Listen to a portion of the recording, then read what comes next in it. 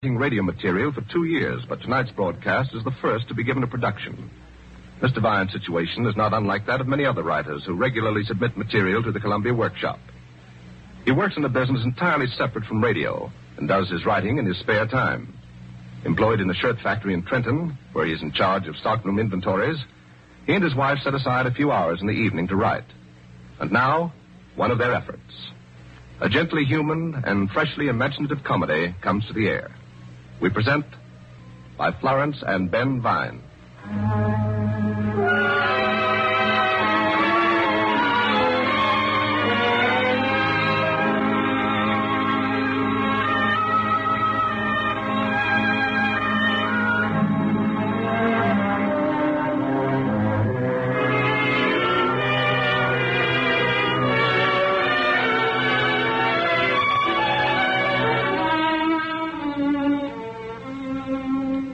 It is the twilight of a summer evening. Sitting on their front porch, Luther and Jenny are continuing an argument that's been going on for weeks and weeks and weeks. All right, Luther. But what you going to do about it? You can't walk up to a whole country of people and say, look here, there ain't going to be no war. You can't do that. No, I ain't saying I can, but still, that's the time to stop it before it gets started. Oh, sure, it's easy enough to say that, but how are you going to do it? One thing certain, going to the people ain't going to do it. They got nothing to do with it. That whole continent of Europe ain't run by the people. It's the leaders. You'd have to go up to them and say your little piece about ain't going to be no war. Well, who's going to do your talking for you? Well, I didn't say me. I said somebody who has... Well, somebody who's familiar enough with them fellas. Somebody with influence, you mean? That's it. Influence. That's what you'd need. Shh. What's the matter with you, Luther? You want that Mr. Winch to hear you? What's the difference? Why, is he out on the porch, Jenny? He is, and he don't need but the least bit of encouragement before he's over here again telling you how dumb you are. Oh, Jenny. Well, it's true. I can't help it. He can talk louder than I can, and besides, how could he hear what we was talking about? I didn't hardly do no more than a whisper. Anyhow, it is influence that you'd need. What's that you said, Luther? Uh-oh. Influence? Well, now. Hello, Mr. Winch. Evening, Luther. Evening, Jenny. Jenny. Guess I must have been eavesdropping, folks. Inadvertently, though. Absolutely inadvertently. Luther, what for do you need influence? Huh? Me? Influence? Yeah. Oh, don't be bashful now. I heard that word influence all right. Heard it 2 or 3 times. Come on now, Luther. You don't have to hide anything from a next-door neighbor. You know, I swing a little drag around these parts. You do? Oh, sure. You know that. Now, what is it you need? Well, I was just wondering... Luther? Yeah. Well, I was just wondering how a man would go about getting one of them now... political jobs. A good one, you know. Oh, you bet I do. I see what you mean now. Sure, you need influence. You got to get a letter, Luther. That's all. A letter from above. From above, eh? Well, I guess that lets me out. No, sirree. Now, you come with me over to my house. What for? Come on. I can get you started. Oh, no, I didn't really mean it. I was just wondering... There's no time like the present, you know. You got something on your mind? Do it right away, I always say. Yeah, but I got a good job. A pretty good one. No, Luther, you ain't got no gumption. You come on over and let me fix it up for you. Come on now. Shall I, Jenny? You might just as well. Now don't be late, Luther. I won't, Jenny. Just be a few minutes.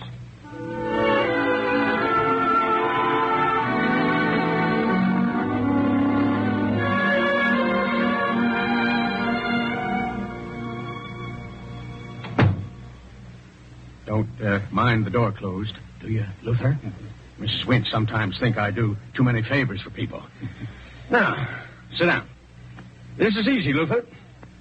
You as good as got your job right now. Well, now, listen, Mr. Oh, it's no trouble to me. Now, let's see. Good old Grigsby's the man to see, I imagine. He's a good fella. I'll give you a letter to him, Luther. Don't be scared by that sour look on his face. That's his liver, poor fellow. Now, where's my letterheads? Oh. You'll have to bear with me, Luther. I'm no expert typewriter. Use the good old hunt and peck method. Now, let's see. Dear Grigsby, I want you to know that the bearer of this letter is an esteemed friend of long standing.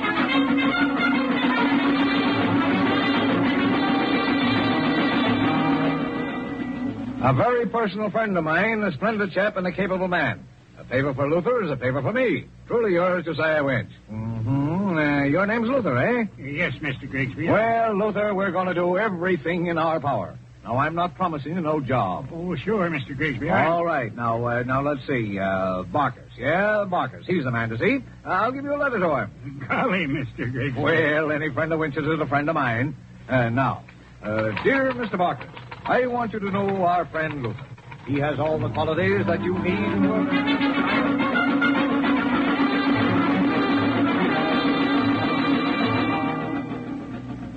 I don't want to bother you, Mr. Barkers, but Mr. Grigsby... Well, Grigsby, eh? Sit down. Any friend of old Grigsby is a friend of mine. Oh, you have a letter from good old Grigsby, eh? Excellent. Let me see now. This one's to introduce Mr. And he has excellent qualifications. I will consider anything you can do for Luther as a personal favor to me, Grigsby. Well, you come highly recommended, Luther. Highly recommended. Miss Crane, you have your pad.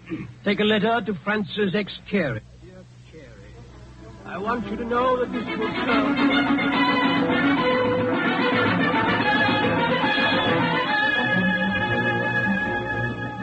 An excellent fellow and a dear friend of mine. Anything you can do, and so on, so on, so on. Well, Luther, that's fine. Mighty fine. I'll give you a letter at once to Mr. Somerville.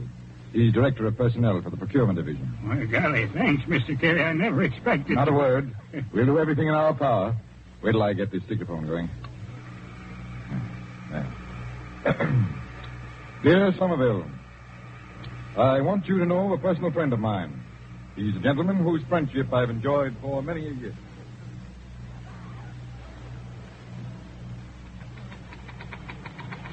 I am sure you will find he has all the necessary qualifications. Anything you do for him will be done for me.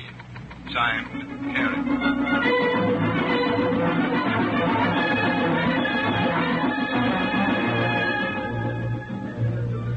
All right, then, Luther.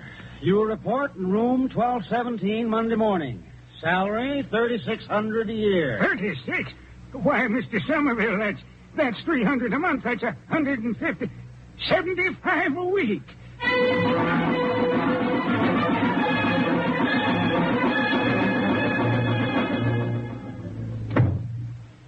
Jenny! Yes? I got it, Jenny. There's nothing to it. A job, Luther. A job. Sure.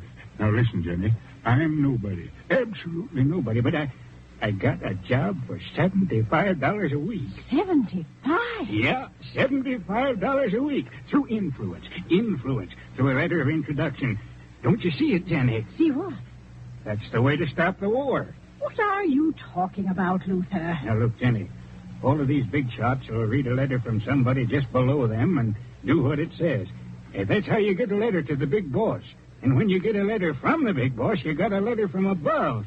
And you can do anything, even stop a war. Well, I don't know, Luther. Maybe you're right, but after all, you just got this lovely new job. No, sir, Jenny, this is the one thing I really want to do. And by golly, I'm going to do it. I'm going back to Grigsby and get a letter to our congressman. Then watch me. I'll be in all the capitals of Europe before the month's out.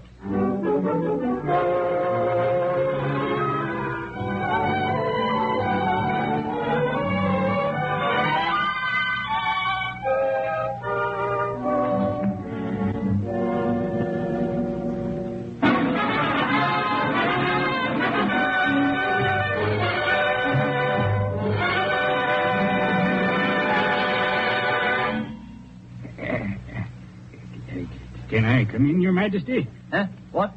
Oh, come in. What are you selling? I ain't selling nothing. No? No, I'm here on important business. Well, look here. Simply move that chair a little closer, will you, old fellow? That's it. We want it for our left leg. There we are. Now, you really mean it, don't you? About important business? I sure do. My dear fellow, we assure you, you have our undivided attention. Your Majesty, I got a letter to you. You have? Oh, yes. Some chamberlain or lord-in-waiting or other mentioned it. You know, we've so many of these chaps around. Is it a letter to us? Well, now, Your Majesty, just who is this us? Oh, come. You must know a king always designates himself as plural. No one could possibly be so naive. Oh, but we were forgetting. You're an American. See, I like you. They told me you was called Charlie the... Well, we know, yeah. Charlie the Unaccomplished. Frightful thing, isn't it? But they're wrong. Oh, they're so wrong. Do you know that we are the kingdom's #1 salesman? Only buy an article to have it immediately become a bestseller? Is that being unaccomplished? We don't think so. But the letter, man, the letter. Yeah, here, Your Majesty. Open it up. Oh, the ambassador. Well, this is the first time any ambassador's written to us since our accession. Well. Good. Now, the letter does not state what your business with us may be. What may it be? Well, it's like this, Your Majesty. I'm trying to stop a war before it starts. Goodness, you are an astounding chap. What war? Everybody knows we're heading for a war. And if it starts, your gang and the boys of this here Gorgas over there is sure to be in it. Oh, Gorgas. That man's name enters every conversation. Tell us, what is your name? Luther. Tell us, Luther, is this really as much as he's made out to be? Well, he must be quite a boy. He tells them what to do over there, and they do it. Well, that is really being quite a boy. Well, we can see you're in the wrong chamber. Our ministers manage all of our political affairs. Oh, this ain't political, Your Majesty. It's a lot bigger than that. Now, look here. Nothing can be bigger than political affairs. Oh, but this is. It takes in all of humanity. Golly, once this war starts, well, golly, that's all. As you say, golly. No. We fear you are in the wrong chamber. One moment. There was a time when wars, if they had to be begun at all, were begun by kings, wasn't it? Yes. But you've never heard of a king's preventing a war, have you? No, but... Hold on. No. Of course you haven't. That'd really be an achievement. Yes, dear me, we should enjoy that. They'd have to cease calling us Charlie the Unaccomplished. Good. Oh, dear, but how does one go about it? Well, easy, Your Majesty. Give me a letter to Gorgas asking him to do me a favor. That's all. You have to know how to do these things. Indeed, one does. And that is all? That's all, Your Majesty. Dear. How could anything be simpler? And the war will never be started? I guarantee it. Charlie the Accomplished. Luther, you astounding chap, it shall be done.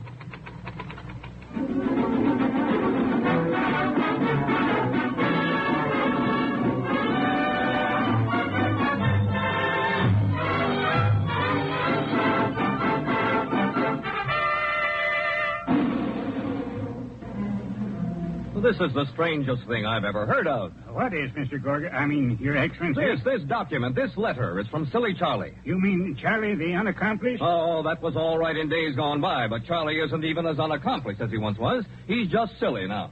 And that's what makes me wonder why he sent this to me. Doesn't really say anything, of course. Oh, but Mr. Gorgas, I mean, Your Excellency, don't it ask that you do me a favor? Because if it don't... Oh, 1 second. Ah, yes. Then you must be this Luther. Yeah. Uh-huh. And it is a diplomatic mission? Yeah, I guess that's what you'd call it. Then I do not understand. You come here with a letter. You do not make the usual overtures. Now, wait. I have it. You are American. Oh, sure. Uh-huh. Now, what is it that America wants from me? Oh, it ain't America. Leastways, not yet. It's just me and King Charlie. Say it's a hobby with me. What is? Stopping wars. Wars? What wars? Oh, I mean before they started. See, everybody knows there's a war brewing between your country and Charlie. Oh, everybody knows, eh? Then why do I not know? Oh, but you must... One moment, is this or is this not official? Well, now you're actually... Is it? Well, I don't guess it rightly is. Aha, as I thought. You are here to create war scares. Oh, no. Now, look, you gotta listen to me. No one dare speak to Gorgas in that manner. Oh, I know, but nobody ever come to you with the right kind of letter, I guess. I only come here to ask you for peace. Peace? You come to me for peace. How can there be peace as long as men live and breathe and know the blood that runs through them is red? Peace is the dream of fools. Only combat. Combat is the self-expression of man. When all of the peoples of the world are one, and the work of all the world is ordered by one, then will it be time enough to dream of peace. Then you may come to me.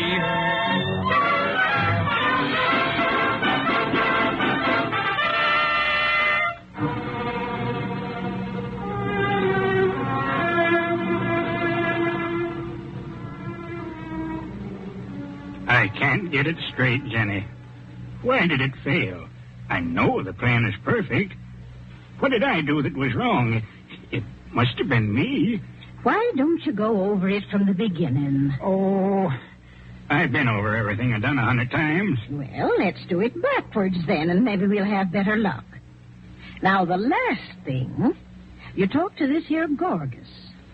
Before that, you give him the letter from above. Now, wait a minute, Luther. Who was that letter from? Why, I told you, Jenny. From the king. And the king is the ruler of a country, ain't he? So he says. And Gorgas is too, ain't he? You mean... Why, Jenny. You see, Luther? I told you. The letter. The letter didn't come from above, Jenny.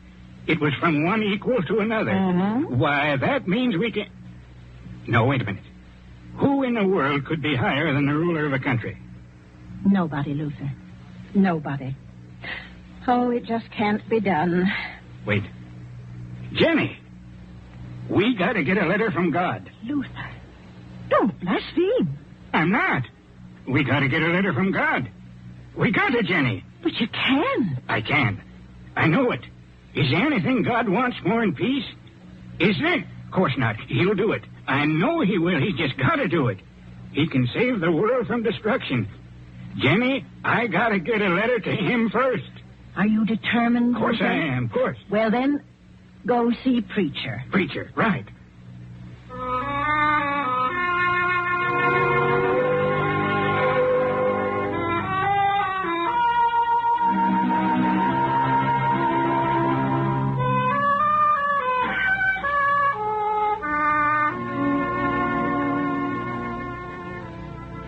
Of course it is, Luther. It's a very worthy cause, but I don't know. If only I could be sure we would not be presuming. Please, Preacher, let the bishop decide about that. The bishop, yes, he could decide. He's a very wise man, Luther, a very wise man. You bet he is. I mean, of course he is. All right, Luther. You shall have a letter to the bishop.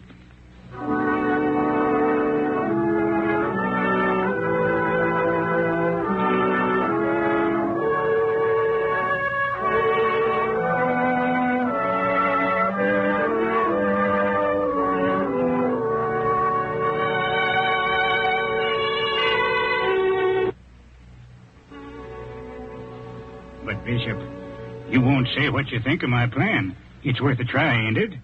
No cause could possibly be greater, Luther. That's true. And yet there's always that question of whether or not it would be presumptuous on our part. This is very serious, Luther. But I must say that every instinct advises me to help you. And on the other hand, reason counsels me against it. Bishop, I can't tell you what's right and what ain't. That's not in my province. I'm just a simple man. I know that. Ain't nothing holy or even different about me. If I was beginning to think that I'd become somebody, I'm no different now. I'm just another man. But I'm one of God's children, the same as everybody else. I believe he'll listen to me. Maybe it'd be wrong for you to give me a letter. Maybe that's where we'd be presuming. Give me your blessing, Bishop. Just give me your blessing. I believe in this thing enough to go on alone after that. I couldn't be wrong. I don't believe you're wrong, Luther. I can't tell you what to do, but you have my blessing. We never know who among us can speak with God.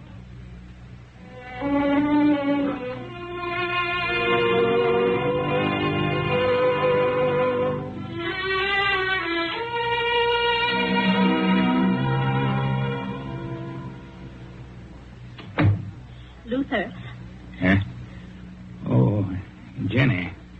Why, Luther, what's come over you? Why, You look different somehow. You look so strange. I didn't get a letter from the bishop. Oh, No, you don't understand. He decided it wasn't necessary. no? But he gave me his blessing. He said we never know who among us can speak with God. Speak with God. That's what I said. Luther, I believe you could. I know you can. When you walked in that door, I knew there was something about you. Let's go. Where to? You want to go to a holy place. I'm already there, Jenny. If a man's home can be his castle, it can be his temple, too. I'm going to stand before God just as I am, Jenny. Just as I am. A plain man with a great longing in his soul. He'll answer me. Do you want to be alone? I do. You're a good woman, Jenny. A noble wife. All right, dear, I understand.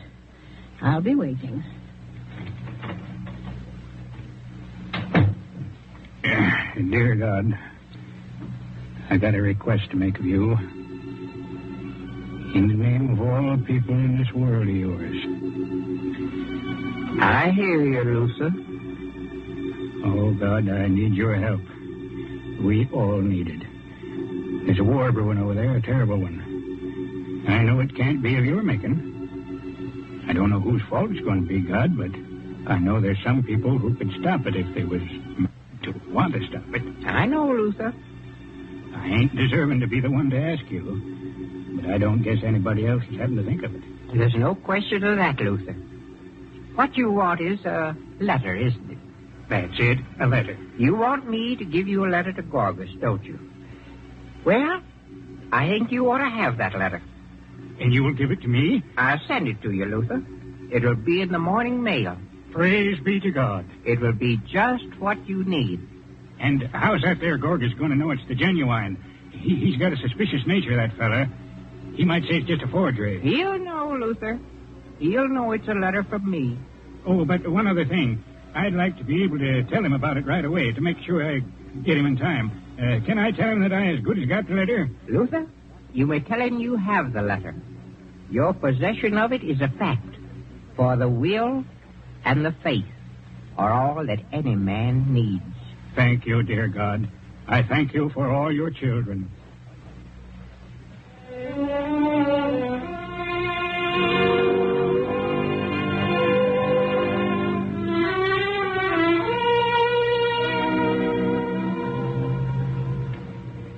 Jenny, I got to do something about it right away. I got to talk to that Gorgas fella. You mean call him on the phone? Well, we can't wait for no letters. We got a few $100s in the bank. Ain't this a rainy enough day? I'm going to call him up at my own expense. Hello, Central. Look, Central, I want to call Europe. Yeah, Europe. That's right. Now, I don't rightly know the number I want, but do you think there's somebody around your office can talk a foreign language? Huh? What language? Well, I don't rightly know about that neither. I want to talk to that Gorgas fella. Yeah, Gorgas. No, I ain't fooling. You just tell him it's Luther calling from America. He knows me. That's right. Luther. Yeah, sure. I'll wait. She says she'll ring when she makes the connection. Oh, I'm all shaken and goose-pimply. But you, Luther, you look calm as a summer night. Yeah, I ain't, though. Oh, if only that... Oh. Yeah? Yeah, all right, I'm ready. Hello? Hello? This is Luther, Your Excellency. You know. Luther? That crazy fellow with the peace plan? The one with the letter? Yeah, that's me. Well, now, look here, Luther. I got him, Jenny. I don't want to get the reputation for being a hard man to deal with. Really, I'm not. Tell him what you want. There are some folks who misunderstand me. Let him talk a while. But really, I'm not a bad fellow. However, I think that you're carrying this thing too far. Oh, but Your Excellency, I got another letter for you. Letters, all the time letters. There is too much literacy in America. It is not good. But this time the letter's from God. What's that? Ain't this connection any good? I say, I got a letter to you from God. Oh, I see. Yeah. What do you want me to do, Luther? Just promise there won't be no war. Well, I must see the letter, Luther. Sure, I'll send it to you. I'm afraid that won't do. Not an hour ago, I sent an ultimatum to Charlie's ministers. It expires in 72 hours, and after it expires, of course, there's nothing I could possibly do. War is inevitable. 72 hours? That's only 3 days, ain't it? Make him listen, Luther. Make him listen. Quiet, Jenny. Look, Your Excellency, I can send it airmail and special delivery. Yes? You ought to get it in 48 hours. Yes? You promise to call it off? Well, of course, if I get it in time, I must. There would be no way out. You'll get it in time. Very well, Luther. And, Your Excellency. Yes? Would you mind very much if I just sent you a copy? I don't know. I'd sort of like to hold on to this letter. It's very precious. You can understand that. I see. Well, if you have the copy signed and sealed by a notary public. Oh, yeah, sure. Very well, then send it along and address it to me personally. That's the only way to get anything done around here. Gorgas must do everything if it is to be done. Yes, Your Excellency. Well, anyone else do anything around here? Will anyone else? Your Excellency, this is costing me... Even the slightest detail must be left to me. The state has a great future, yes, but that future rests in Gorgas. Hang up, Luther. No one else is of any use. Oh, I couldn't. No one. I speak for the state. I think for the state. I act for the state. I'm the very essence of the state. The very essence. Hey, Your Excellency. What? What's that? This is costing me a fortune. Oh, all right, Luther, all right. Frankly, I can't tell you how glad I am that you called. No kidding. I mean it. You see, a man's tongue sometimes runs away with him. You're telling me. Yeah. Huh? Well, this war was just coming along of its own inertia. I started something, and the only logical end was a war. But now, well, you've taken care of everything, Luther. I didn't think there was a possible way out, but you found one. Now I can relax. Actually relax. Why, Luther, I can even work with my stamp collection again. Say, maybe you can help me. Luther, could you send me stamps from America? Well, I guess I could, Your Excellency. Good. I'll start with that letter you're sending me. The copy, you mean? Yes, the copy. It's all right, Luther. You can relax now. Look, Your Excellency. Everyone can relax. You don't know what a relief this is to me. Go on, Luther. Hang up. There. Some people just don't understand economy. Where would we ever be if we wasted money like that? Where would we be? Where are we? Now that this is all settled, we got to go back to everyday things. I got to earn a living. And here I left one job to get another, and I never even took. Yes, I know, Luther. I guess you'll just have to go and get yourself another letter.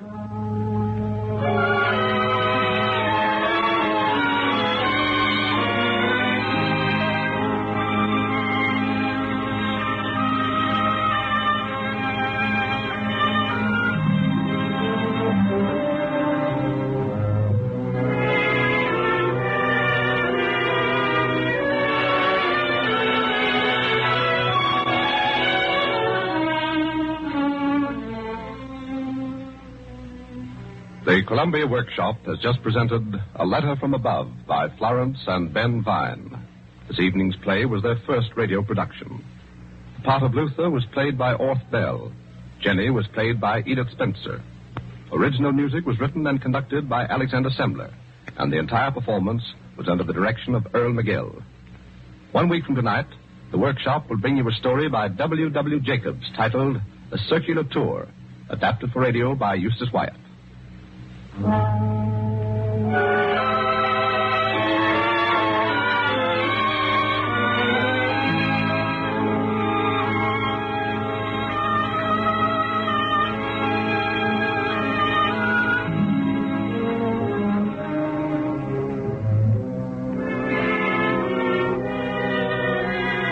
This is the Columbia Broadcasting System.